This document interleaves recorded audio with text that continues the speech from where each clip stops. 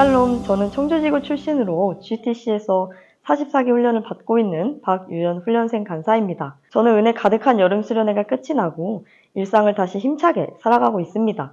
여러분도 각자 받았던 은혜를 삶 속에서 실천하며 살아가기를 소망합니다. 일상 속에서 개인적으로 주님을 지속적으로 만나는 것이 여름 수련회에서 은혜를 받은 것만큼 중요하기 때문입니다.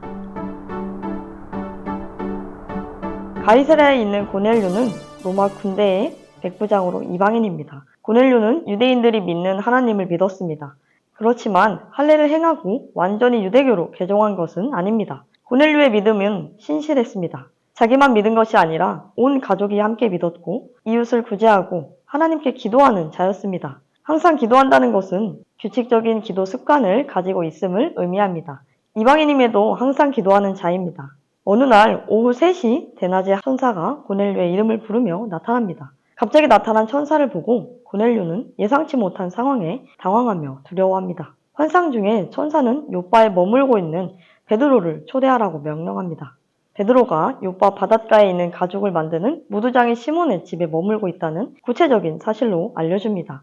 고넬료는 집안의 하인 2과 부하 중 1명을 불러 그들을 욥바로 보냅니다. 이튿날 낮 12시쯤 종들이 욥바에 도착할 무렵 베드로는 기도하러 옥상으로 올라갑니다. 그때 베드로는 환상을 봅니다. 하늘이 열리고 큰 보자기 같은 것이 4개의 사방으로 땅에 내려오는 것을 보게 됩니다. 그 안에는 온갖 4발 짐승과 땅에 기어다니는 것과 공중의 새들이 들어 있습니다. 그 짐승들을 잡아 먹으라고 소리가 들려옵니다. 베드로는 그럴 수 없다고 거절합니다. 베드로가 그 짐승들을 잡아먹을 수 없는 이유는 그 짐승들은 율법의 규정에 따라 부정한 것이기에 유대인들은 먹지도 가까이 하지도 않는 속된 것이기 때문입니다. 베드로는 어려서부터 그 짐승들을 멀리하고 정한 것과 부정한 것을 철저하게 구별하며 살아왔기에 어쩌면 그의 거절은 당연했습니다.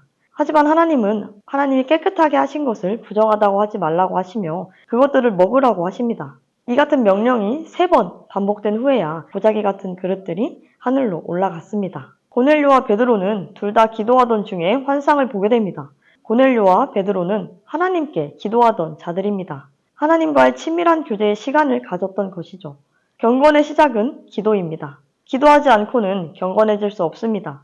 기도하는 훈련과 습관이 필요합니다. 기도는 하나님과의 대화의 시간이기에 하나님은 우리와 대화하길 기다리고 계십니다. 고넬료와 베드로는 하나님의 명령에도 상반된 반응을 보입니다. 고넬료는 부하들을 보내어 베드로를 초청하라는 하나님의 명령에 즉각 순종합니다.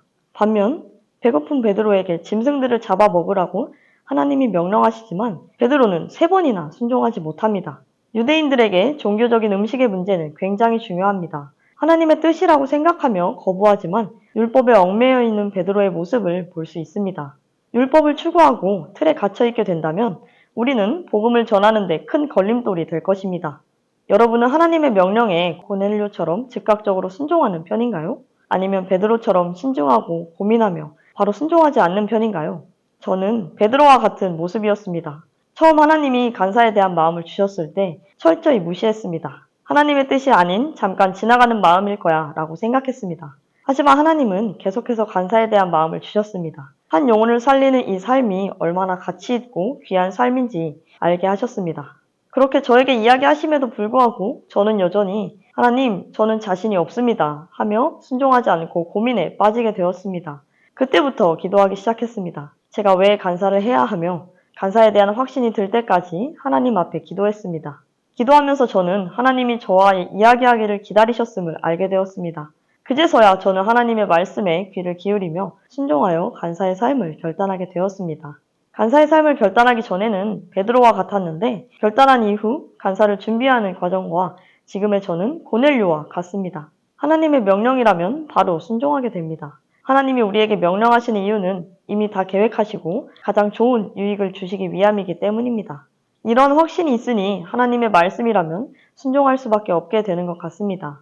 우리는 아직도 세상에 얽매여 있습니다. 하나님을 위함이라고 하지만 막상 들여다보면 우리의 생각과 기준이 담겨 있을 때가 많습니다. 하나님이 명령하시면 우리의 상황을 따져가며 망설이지 않아야 합니다. 고넬료처럼 그저 하나님께 순종하는 자들이 되기를 소망합니다.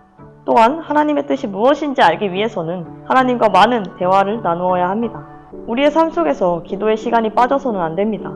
늘 기도하는 습관을 들이고 하나님 앞에 나아가는 여러분과 제가 되기를 간절히 기도합니다. 샬롬.